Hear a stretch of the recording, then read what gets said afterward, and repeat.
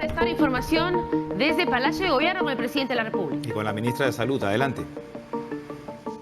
Debo informar que en horas de la madrugada se ha confirmado el primer caso de infección por coronavirus COVID-19 en nuestro país, en un paciente varón de 25 años de edad con antecedentes de haber estado en España, Francia y República Checa. Lima está redescubriéndose durante la cuarentena y obviamente durante el toque de queda. ¿Cómo es Lima? ¿Cómo es esa Lima?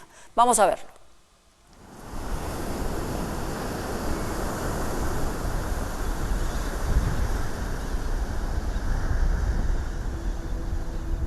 Cuesta creer que esta sea la costa de Lima y no una reserva natural protegida.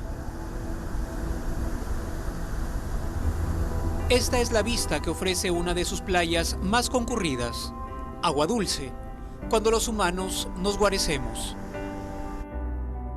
El encierro forzado al que nos hemos visto expuestos los últimos 7 días permiten postales imposibles como esta, la de un verano sin veraneantes, la de la naturaleza plena rozando la ciudad. ¿Era Lima la horrible o lo horrible éramos nosotros? Por otro lado, en nuevas revelaciones de colaboradores eficaces, se les acusa a Martín Vizcarra de haber recibido presuntamente coimas por 2 obras cuando era gobernador de Moquegua.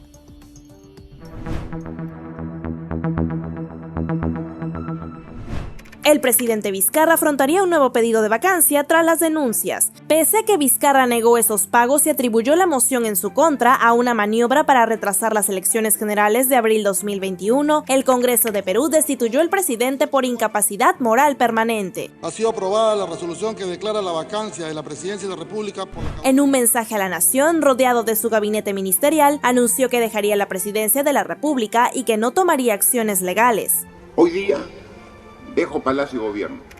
Un día después, el presidente del Congreso, Manuel Merino, asumiría como nuevo mandatario del Perú y se convertiría en el tercer presidente desde el 2016, reflejo de la fragilidad institucional en los últimos años. En consecuencia, miles de ciudadanos salieron a las calles a expresar su rechazo al nuevo jefe de Estado. El sábado 14 de noviembre se llevaría a cabo la segunda marcha nacional. La protesta dejó el trágico saldo de 2 fallecidos y numerosos heridos, luego de la represión policial. A la mañana siguiente, Merino se ve obligado a renunciar tras estar 6 días en el poder. Que presento mi renuncia irrevocable del cargo de presidente de la República.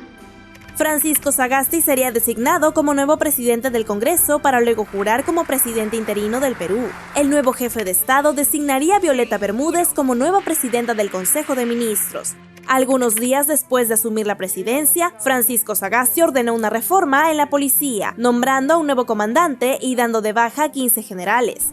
Por otro lado, ya como un ciudadano más, Martín Vizcarra, a quien se le dictó 18 meses de impedimento de salida del país, anunció que postulará al Congreso en las próximas elecciones con el partido Somos Perú, mientras continúan las investigaciones de cuando era gobernador en Moquegua.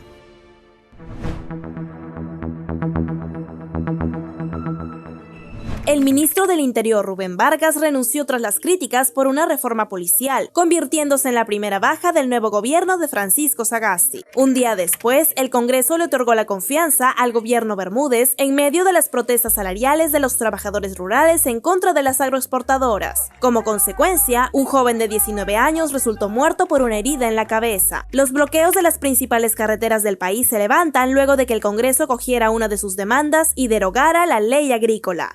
Finalmente, el presidente Sagasti sufriría la segunda baja en su gabinete en menos de un mes. El reciente ministro del Interior, Fernando Aliaga, renunció al cargo por discrepancias con el gobierno por el pase al retiro de 15 generales. Unas horas más tarde, el jefe de Estado designaría a José Manuel Elice Navarro como ministro durante una ceremonia realizada en Palacio de Gobierno.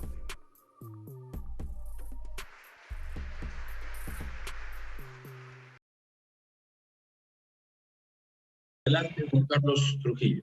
De esta forma hemos llegado al final de la sesión solemne de proclamación de resultados de la elección de presidente de la República del proceso de elecciones generales 2021. El Jurado Nacional de Elecciones les expresa su agradecimiento por su participación virtual en esta sesión solemne. Señoras y señores, tengan ustedes muy buenas noches. La sesión solemne ha concluido. Buenas noches. Ya lo tienen ustedes, acaba de ser proclamado como el presidente electo de los peruanos Pedro Castillo. Su fórmula alcanzó el 50.26% de los votos, exactamente 8.836.380 votos, tanto en el interior de Perú como en el exterior, votos válidos, por supuesto. Vamos a conectar con Jimena de la Quintana. Jimena, estábamos muy pendientes, tuvimos que esperar casi mes y medio para conocer este resultado y ya por fin los peruanos tienen claro cuál será su futuro político. Ahora, ¿qué viene? ¿Cómo reacciona la gente en la calle? Hola, buenas noches. Nosotros estamos frente al Jurado Nacional de Elecciones, justamente la institución que acaba de proclamar como ganador a Pedro Castillo o a la fórmula presidencial de Pedro Castillo.